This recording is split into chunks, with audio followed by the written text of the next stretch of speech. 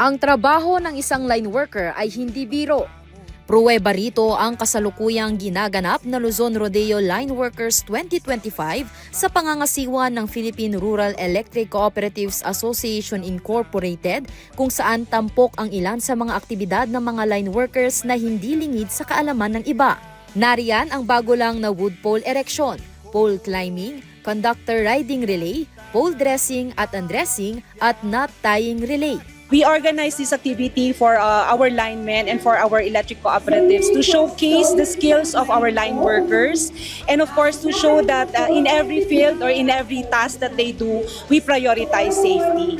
Lumahok sa Luzon Island Competition ang halos 400 line workers mula sa 7 rehiyon na binubuo ng 34 electric cooperatives at 56 non-line support teams. Sinubok din ang kahandaan ng mga line workers sa pagresponde ng mga hindi inaasahang insidente sa kanilang line of duty.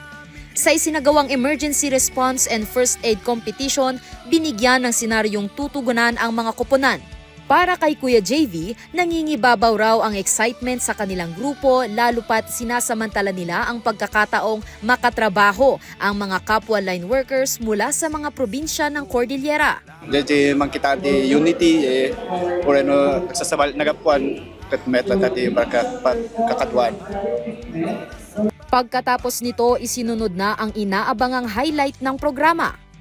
Natutunghayan dito sa likod ko ngayon ang mga kinatawan mula sa 7 rehiyon na kung saan kanilang gagawin ang pole climbing, pole dressing, knot tying at ang conductor riding. At kung sino nga ang mananalo sa patimpalak na ito ay kanilang tatanghalin bilang the Rodeo King.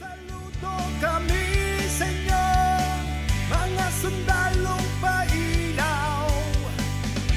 Saludo kami sa inyo, mga sundalong pailaw. Unang natapos sa tagisan ang 33 anyos na si Kuya Joven mula sa Batangas 2 Electric Cooperative Incorporated. Sa mahigit isang dekada niya bilang lineman sa Batelec 2, ito na rin daw ang kanyang ikatlong paglahok sa nasabing kompetisyon. Kung sa mahirap po talaga, sobrang hirap kasi halos lahat po ginagawa po natin. Pag-aakit po ng poste, tapos liliban po sa kawad, tapos magpo-pole dressing po tayo, tapos knot tying po. Bago po natin isa-isahin ng lahat ng event na yon, sobrang laki po talaga ng ipapagod ng katawan mo. Kasi ako po talaga nung sumali is 81 kilogram po. Tapos ngayon po, nung sumali po ako sa Luzon leg para po magpapayat, ngayon po ako is almost 72 kilogram po.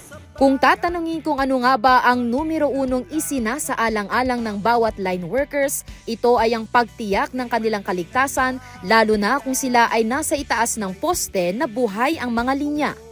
We ensure that they do it within the standards and with safety. So kung makikita nyo ang ating mga kalahok ng competition, hindi po talaga yung iba is nagmamadali kasi sinisiguro nila na every step of the way that they do their task is safe po. This is for the safety of our line workers and of course, most especially for the safety of our member consumer owners kasi tayo naman po ang mga dumadaan under the poles. Sa ginagawang island competition ng mga electric cooperatives sa Luzon, Visayas at Mindanao, maghaharap-harap ang mga nanalo sa gaganaping nationwide rodeo sa Aklan nitong darating na Hunyo 5 at 6. Layunin ng programa na palakasin at bigyang halaga ang ganitong mga ugnayan, kakayahan at maging ang dedikasyon ng mga line workers sa bansa bilang mga tunay na sundalo ng pailaw. Sandy Salvacio, Balitang Solid North.